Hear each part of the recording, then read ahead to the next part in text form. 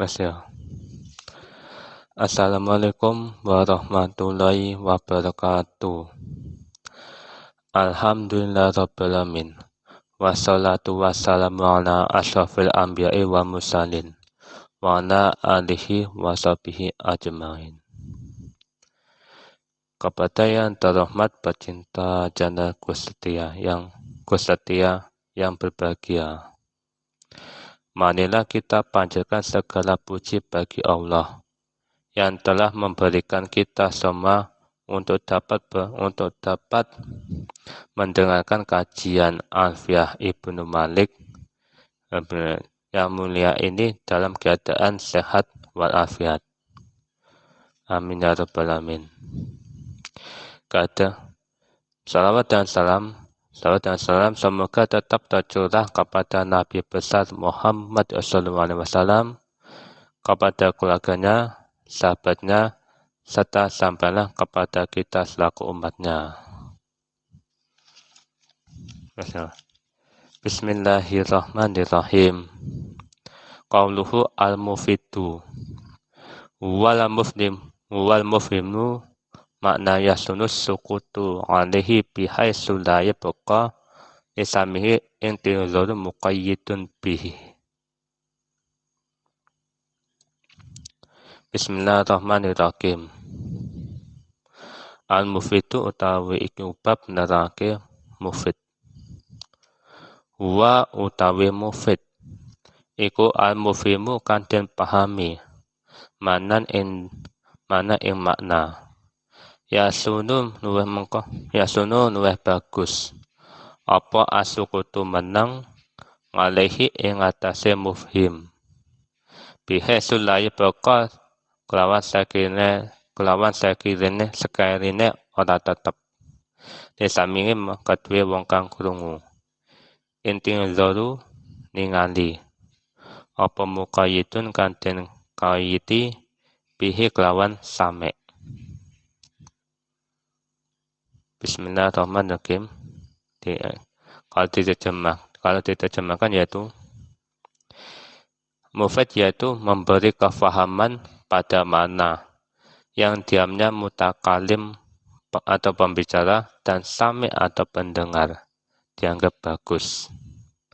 Sekira sami sudah tidak menunggu yang dikoyidi atau ditentukan dengan menunggu yang sempurna.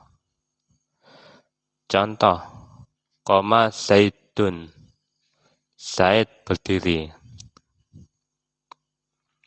Dari definisi di atas, maka fi'il muta'addi yang sudah menyebutkan fa'ilnya, tapi belum ada maf'ul bihnya, bisa dinamakan mufid dan kalam. Karena hanya menunggu sebentar kelanjutannya ucapan mutakalim. Tidak seperti lama atau sempurnanya menunggu ketika fi'il belum menyebut fa'il, mubtada belum menyebutkan khobar, dan jumlah syartiyah belum menyebutkan jawabnya. Jadinya contohnya dari mufid itu koma Zaidun. Koma Zaidun ini koma Zaidun artinya Zaid berdiri. Nggak perlu ditambahkan maf'ul bihnya. Karena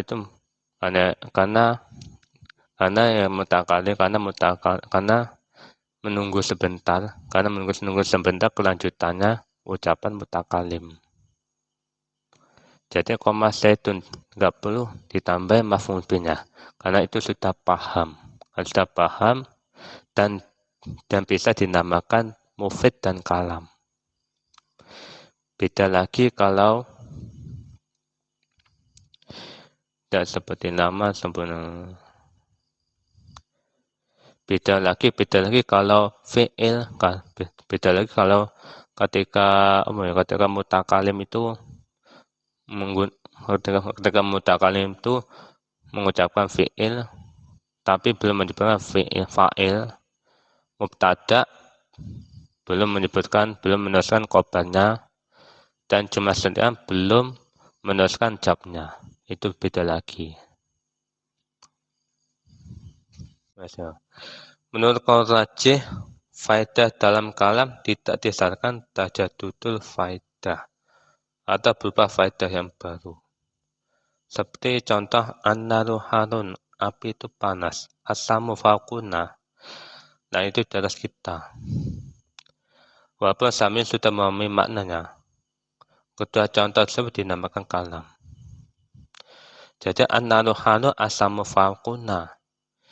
Kalau samil sudah paham artinya asama fakuna atau an-naru harun, itu bisa itu dinamakan kalam. Karena bila ditajadul faedah disarkan, maka menimbulkan suatu sunnah kalimah.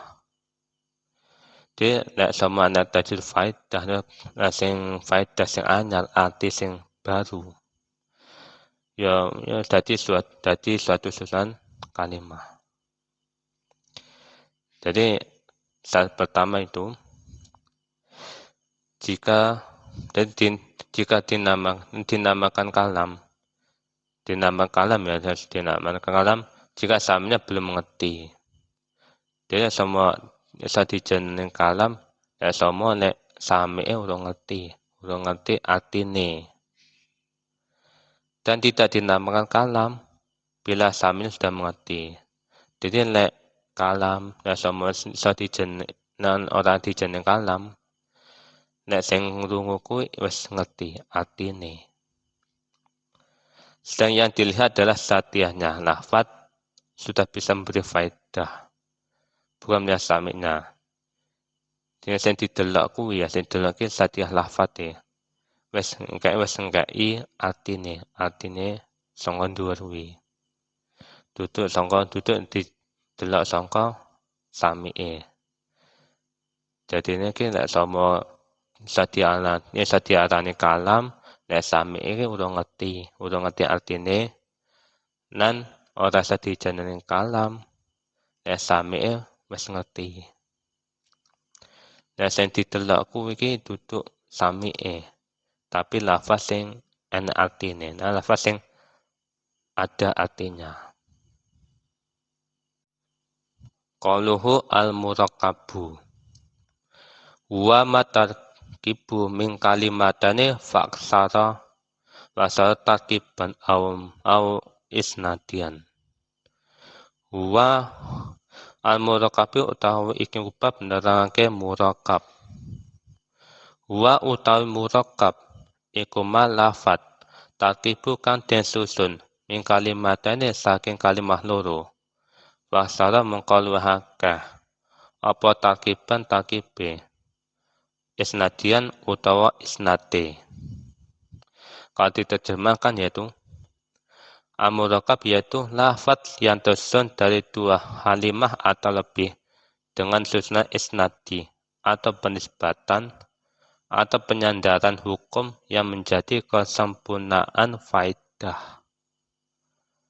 Contohnya, koma zaidun, Zaid telah berdiri. Hada zaidun, ini Zaid. Istaqim, berdirilah. Kamu seorang lelaki. Murakkab yang menjadi persyaratan kalam harus berupa susunan isnadi. Maka mengecualikan tarkib idofi, tarkib masjid, tarkib tausifi, dan tarkib takyidi. Jadi murakkab harus punya syarat, harus berupa susunan isnadi. Maka dikecualikan atau dilarang tarkib idofi, tarkib masjid, tarkib tausifi, dan tarkib takyidi. Kalau pembahasan tarkib itu di belakangnya. 3 syarat di atas yaitu lafaz, mufid, dan murakkab harus kumpul di dalam kalam. Jadinya kalam ini itu lafaz, mufid, murakkab. Jadi satu. Lafaz, mufid, dan murakkab harus jadi satu. Tidak tapi pisah-pisah. Ucapan Imam Ibnu Malik Istaqim memberikan isyarat bahwa ilmu tidak akan berhasil kecuali dengan istiqomah dan takwa. Jadinya siapa saja yang menuntut ilmu di madrasah, di sekolah, di pondok pesantren harus istiqomah dan takwa kepada Allah.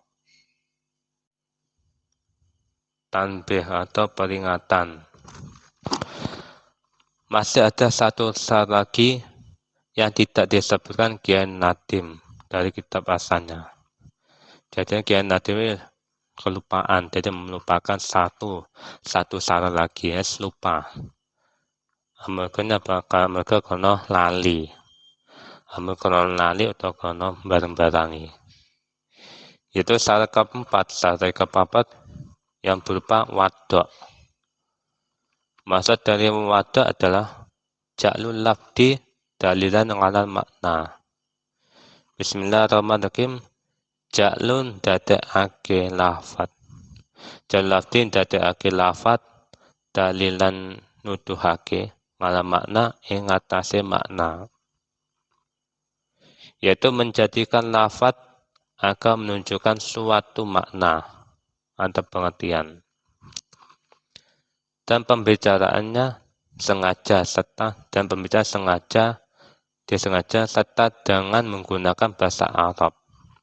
Jadi ucapan orang mengigau, ucapan berbahasa selain Arab tidak termasuk wadok menurut ahli nahwu. Jadinya wadok yaitu lafaz yang mempunyai makna. Jadi hampir mirip sama lufid. Mufid. Hampir sama, dia artinya hampir sama dengan mufid yang dijelaskan di atas tadi. Jadi sing mufid mang ya kaya mang sing wadok jalul labdi dan yang ada makna, yaitu menjadikan lafaz agar menunjukkan suatu makna atau pengertian.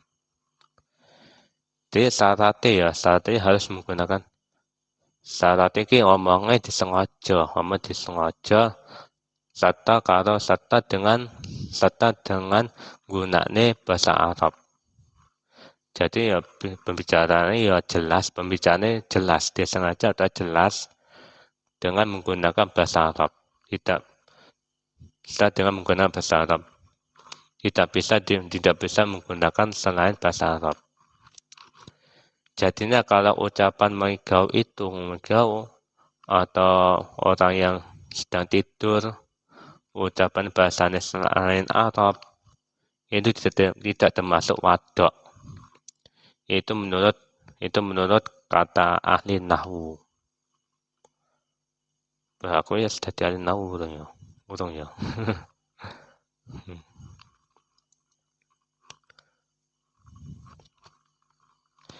Aku belajar. Jadi aku urung iso dikatakan ahli nahwu. Nah, ahli nahwu itu ya orang yang pintar dalam bahasa, orang pintar dalam nahwu. Kalau saya ya bukan, saya ini masih belajar ilmu nahwu. Sekian dulu dari saya. Kurang lebih dalam pengertian saya, kurang lebih dari penjelasan saya mohon maaf. Dan kita lanjutkan di lain waktu. Wallahul muwaffiq. Assalamualaikum warahmatullahi wabarakatuh.